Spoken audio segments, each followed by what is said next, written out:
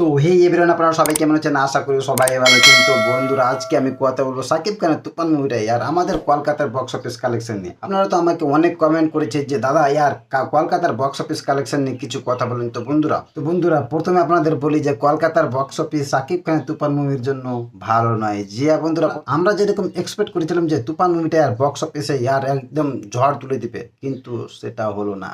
আমাদের এখানে সাকিব খানের তুফান মুভিটা আর কলকাতায় বক্স অফিস কালেকশন করছে একদিনে, ডে ওয়ানে 90,000 থেকে 1 লক্ষ টাকা।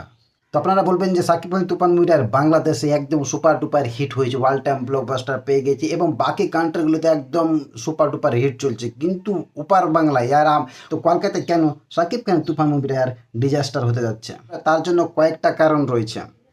প্রথমে আপনাদের বলি যে বাংলাদেশের বক্স অফিস এবং আমাদের বক্স অফিস এক নয়। আমাদের বক্স অফিস কলকাতায় মুভি হিট হতে গেলে তাকে অনেক স্ট্রাগল করতে হয়, মুভি প্রমোশন করতে হয়, কিন্তু এসবিএফ সেরকমভাবে মুভি প্রমোশন করেনি।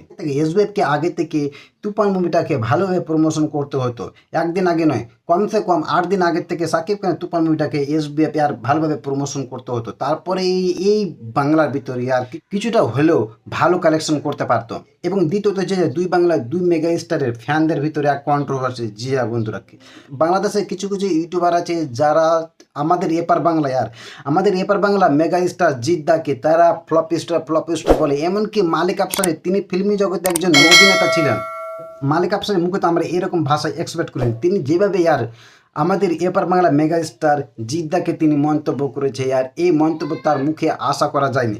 তিনি এমনও বলেছে যে দুই বাংলা মেগা স্টার সাকিব খান জিৎ এবং দেবের মার্কেটকে খেয়ে ফেলবে। এই কথাটার কারণে এপার বাংলা আমাদের কলকাতায় জিতের যে অসংখ্য লেভেলে ফ্যান ফলোয়িং আছে, তারা সাকিব খানের তুফান মুভিটার দিক থেকে মুখ ফিরিয়ে নিয়েছে। সাকিব খান আর জিৎ এরা দুইজনই হচ্ছে কি দুই বাংলার মেগা স্টার। তারা চায় যে ওপার বাংলা, জিতও চায় যে ওপার বাংলাদেশে তার অসংখ্য লেভেলে ফ্যান ফলোয়িং এবং তার মুভি সে বাম্পার লেভেলে বক্স অফিস কালেকশন করুক। আর ওপার বাংলা ওপার বাংলা সাকিব খানও চাইছে যে কলকাতায় সাকিব খানের তুফান মুভি যে কোনো কারণে হোক একদম হাই লেভেলে বক্স অফিস কালেকশন করুন। যে কিছু কিছু ইউটিউবার আছে তারা এই যে দুই বাংলা ফ্যানদের ভিতরে একটা ঝগড়া বিবাদ সৃষ্টি করে দেয়, যে এগুলো ঠিক না। কারণ ক্ষতিটা কাদের হচ্ছে? দেখুন, ক্ষতি হচ্ছে মালিক আফসারি যে কথাটা বলেছে যে সাকিব খান নাকি জিৎ দেবের সেই জায়গাটাকে খেয়ে নিয়েছে।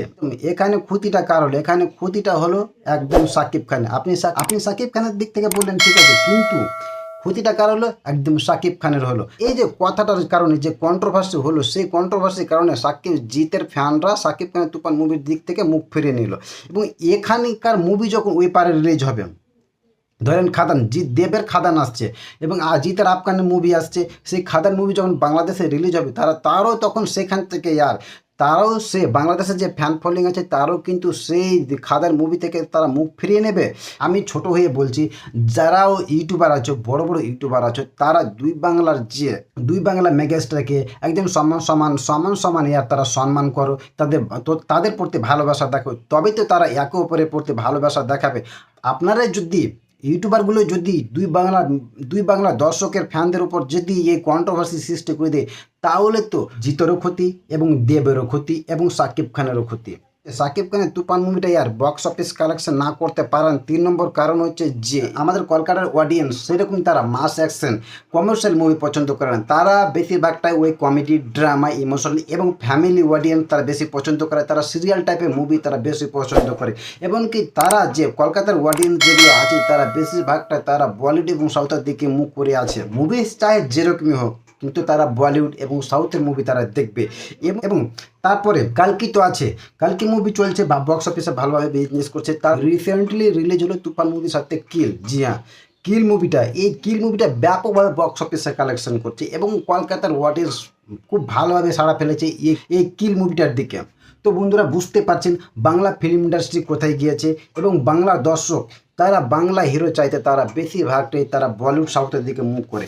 এই জন্য বলি যে সাকিব খান হচ্ছে দুই বাংলা মেগা স্টার, জিৎ দা হচ্ছে দুই বাংলা মেগা স্টার এবং দেবদা হচ্ছে দুই বাংলা মেগা স্টার। তাদের প্রতি আমাদের সমান সমান সম্মান থাকবে, সহানুভূতি থাকবে এবং দুই বাংলা মেগা স্টারদের আমরা মুভি দেখার চেষ্টা করব। তবে একে অপরের প্রতি ঘৃণা না ছড়ে আর চলুন আমরা দুই বাংলা মেগা স্টারদের ছবি দেখি এবং বাংলা ফিল্মটা উচ্চ মকামে নিয়ে যাই। আর এই কারণগুলো হচ্ছে সাকিব খানের তুফান মুভিটা আর বক্স অফিসে মুখ থুবড়ে পড়ার আর একটা অন্যতম লক্ষ্য। তো বন্ধুরা, বেশি কথা বলবো না, এইটুকু বলবো, যদি আপনাদের এই তথ্যগুলো একটু ভালো লেগে থাকে তাহলে আমার চ্যানেলটা সাবস্ক্রাইব করে বেল বাটনটা অন করে দিবেন।